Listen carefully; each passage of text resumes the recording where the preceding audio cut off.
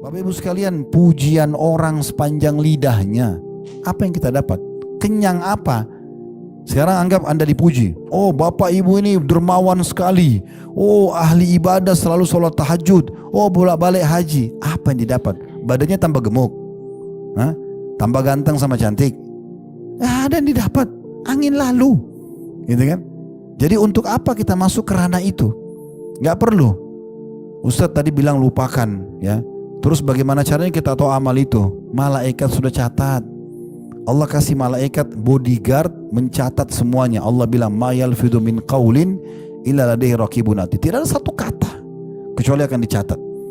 Orang-orang kafir di hari kiamat akan berkata, Allah gambarkan dalam Al-Quran, mali hadzal kitab la yughadiru saghiratan wala kabiratan illa ahsaha. Buku apa ini yang kami terima? Buku amal yang tidak membedakan mana yang kecil dan mana yang besar. Semuanya tercatat. Kedipan mata kita pertama pada saat lahir, tarikan nafas pertama, gerakan tangan dan kaki pertama, sampai kita mau wafat semua tercatat, detail.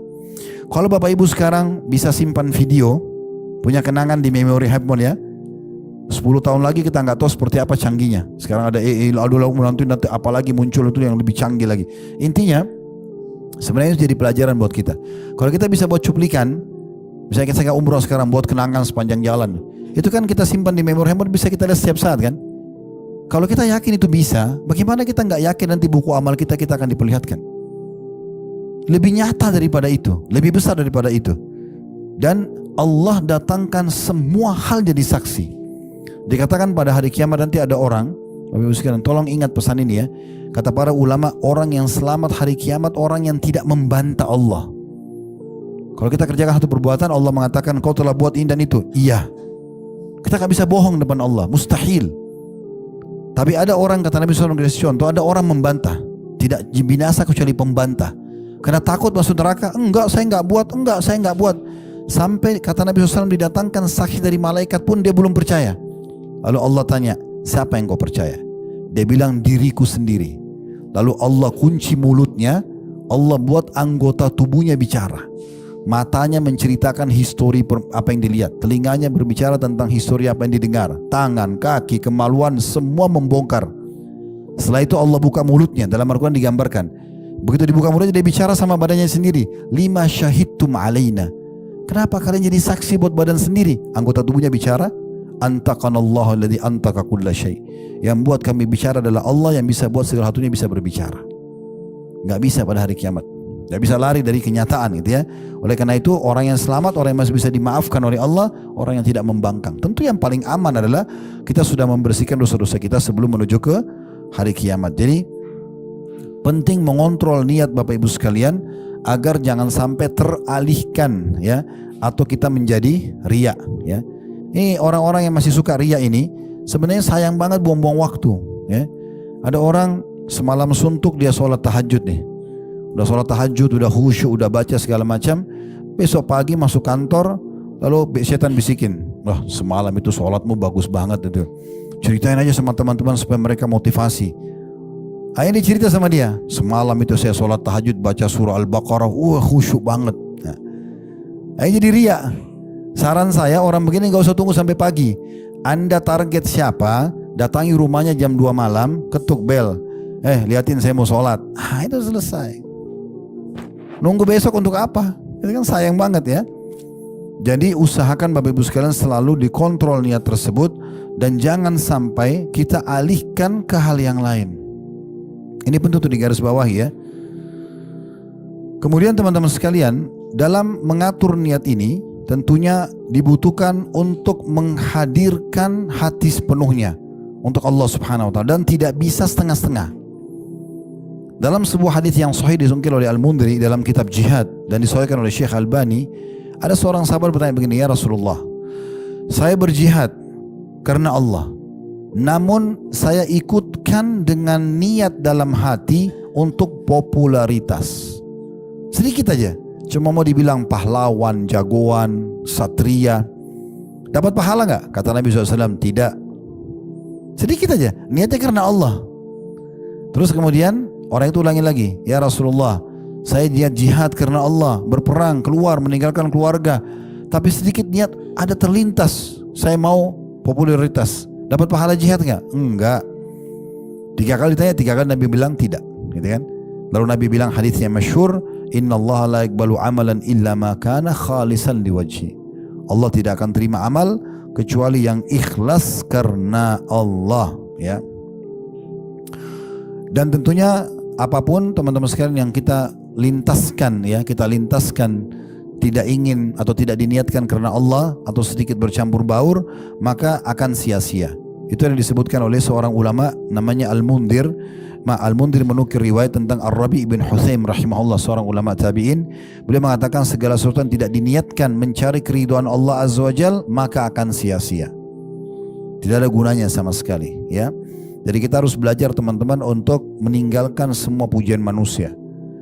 Amal-amal kita harus tinggalkan untuk disampaikan, kecuali dalam keadaan dilihat orang dan ditanya. Nah itu lain, ya. Kurang lebih perbedaan dasar riya dengan tidak riya itu adalah ditanya dengan tidak ditanya. Kalau kita lagi mau ke masjid, Bapak Ibu kemarin mau umroh, ada yang nanya, mau kemana? Ambil cuti di kantor. Oh saya mau umroh, kan ditanya. Kita mau ke masjid, ada yang tanya tetangga, Pak mau kemana? Ini kalau saya jawab saya riya nih. Enggak, jangan gitu. Ya saya mau ke masjid karena ditanya gitu ya. Karena kalau kita nggak jawab orang kira kita sombong nanti. Kalau ditanya, kalau orang riya nggak ditanya. Hari Senin datang ke kantor, tanya teman-temannya, kamu puasa? Kamu puasa? Saya puasa. Nggak ada yang nanya, gitu kan? Untuk apa, gitu kan? Makin tidak ditahu, makin bagus, gitu kan? Makanya Nabi SAW mengatakan dalam sebuah hadits, Inna Allah yuhibbu at-taqiyul ganiyul khafi. Allah itu sangat cinta dengan orang yang suka bertakwa, patuh sama Allah, kaya, menginfakkan hartanya di jalan Allah dan halal, serta khafi, suka merahasiakan amalnya. Rahasiakan aja. Udah lupain, ada malaikat yang catat. Udah selesai, itu urusan yang kemarin-kemarin, gitu kan? Gak usah diingat-ingat, karena mengingat ini adalah bagian daripada syaitan. Dia mau kita kenang supaya kita nanti satu waktu bisa cerita tentang amal tersebut, ya. Beda kalau harta Bapak Ibu, ingat saja berapa dari rekeningnya, investasi di mana silakan. Urusan akhirat ini ibadah jangan ingat-ingat, tak usah, gitu kan? Udah selesai, Pak, Ibu sudah berapa kali umroh? Wah, saya nggak ingat. Begitu. Kayaknya sih saya sudah 101 kali gitu. Ada orang bahkan tidak ditanya itu, ya. Udah berapa kali umroh? Saya udah 30 kali loh ini. Itu kan untuk apa, gitu ya? Jadi harus hati-hati, walaupun dianggap sederhana, tapi jangan Bapak Ibu sekalian, ya. Jangan, karena ini berbahaya sekali. Jadi hindari menyebut-nyebut amal tersebut. Sebagian ulama salaf, ini kisah nyata mereka, ya. Ada di antara mereka Bapak Ibu sekalian berpuasa Senin Kamis 20 tahun, istrinya nggak tahu. Begitu ceritanya. Bagaimana ceritanya? Rupanya dia sebelum menikah, dia udah biasa puasa Senin Kamis. Setelah nikah dia nggak bilang sama istrinya, sengaja dia nggak mau bilang. Ini ijtihad dari orang ini, ya. Bapak Ibu, bapak-bapak sini nggak apa-apa ceritain. Kalau memang merasa bisa ngontrol, tapi maksudnya di sini karena istri itu bagian daripada hidup kita, gitu kan. Tetapi orang ini saking tidak maunya mengganggu niatnya, dia nggak mau cerita sama istrinya kalau dia puasa Senin Kamis. Dia punya satu toko di Irak waktu itu di masa tabi'in. Jadi kalau hari Senin atau hari Kamis istrinya buatin masakan, dia terima sama dia. Dia bilang bungkusin, saya bawa ke toko aja. Dia bawa ke toko, dia nggak makan. Istrinya juga kira dia nggak puasa. Nanti menjelang maghrib pada saat mau tutup toko dibagi kepada fakir miskin. 20 tahun dia puasa, istrinya nggak tahu. Begitu mereka menjaga keikhlasannya, gitu kan? Karena istrinya nggak pernah tanya puasa nggak pernah nanya. Tadi kan saya bilang kalau orang nanya beda.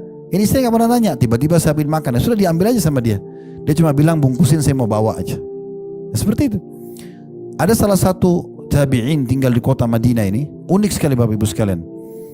Itu ketahuan dia berinfak 20 tahun kepada 100 kakak muslim orang miskin di Madinah. Satu rumah dikasih satu bungkus gandum, entah berapa kilo isinya. Setiap malam selama 20 tahun orang-orang miskin tidak tahu kalau dia yang berinfak. Apa yang dilakukan?